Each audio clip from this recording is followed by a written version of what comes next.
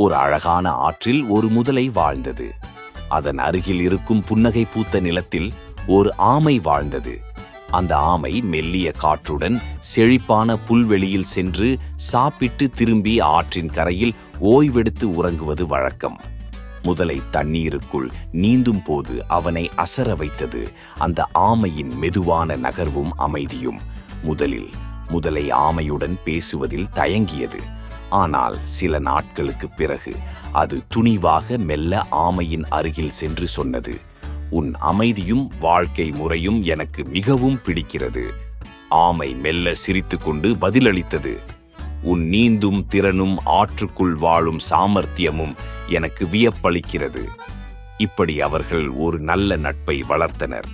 முதலை ஆமைக்கு ஆற்றின் கதைகளையும் நீரில் கண்ட விசித்திரங்களையும் பகிர்ந்தது. ஆமை முதலைக்கு நிலத்தின் வெவ்வேறு பக்கங்களில் உள்ள பழங்களையும் அதை பெறும் வழிகளையும் சொல்லியது. ஒரு நாள் முதலை சோர்வுடன் இருந்தது. ஆமை இதைக் கண்டு வியந்து கேட்டது, "நீ ஏன் இப்படி சோர்வாக இருக்கிறாய்?" முதலை பாரத்தைப் போல் இருந்து கொண்டு சொன்னது, "என் ஆற்றல் குறைந்து விட்டது. நான் என்ன செய்ய வேண்டும் என தெரியவில்லை." ஆமை யோசித்து புன்னகையுடன் சொன்னது, "நிலத்தின் அருகில் ஒரு பழமரம் இருக்கிறது. அதன் பழங்கள் சக்தி வாய்ந்தவை. அதை உன்னுடன் பகிர்ந்து கொள்ளுகிறேன்." முதலை உடனே உற்சாகமாகியது. ஆமை மெதுவாக மடியும் பழங்களை சேகரித்துக் கொண்டு முதலைக்கு கொடுத்தது. முதலை பழங்களை சுவைத்தவுடன் அதன் உடல் நலமும் ஆற்றலும் திரும்பியது. முதலை ஆமையின் உதவிக்கு மிக்க நன்றி கூறியது. ஒரு நாள் ஆற்றின் உள்ளே ஒரு பெரிய மழை பெய்தது. ஆறு மிகவும் ஆபத்தானதாக மாறியது. ஆமை தன்னுடைய அகவம் கரையில் இருந்தாலும் தண்ணீரின் பிரவேசத்தை தவிர்க்க முடியாமல் அவசரமாக இயங்கியது. முதலை தன் நண்பரை காப்பாற்ற விரைந்து வந்தது. "முன்னரே என் மீது ஏறிவிடு" என்று முதலை கூறியது.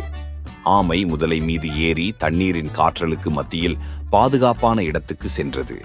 இருவரும் பாதுகாப்பாக கரை அடைந்தனர். இதைத் தொடர்ந்து அவர்கள் இருவரும் உறுதியான நட்புடன் வாழ்ந்தனர். ஆமையின் நுட்பமான சிந்தனையும் முதலைக்கு உதவியது.